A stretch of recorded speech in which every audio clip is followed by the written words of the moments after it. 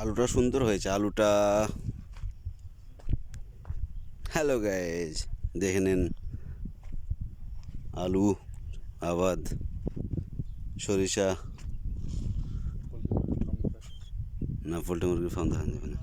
সরিষা, আলু, রসুন, বুট, পালং, গম,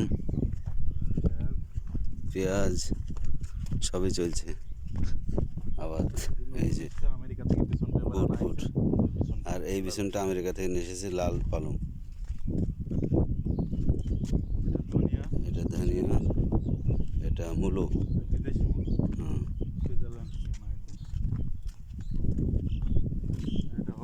হ্যাঁ, ওলকপি না, ওলকপি।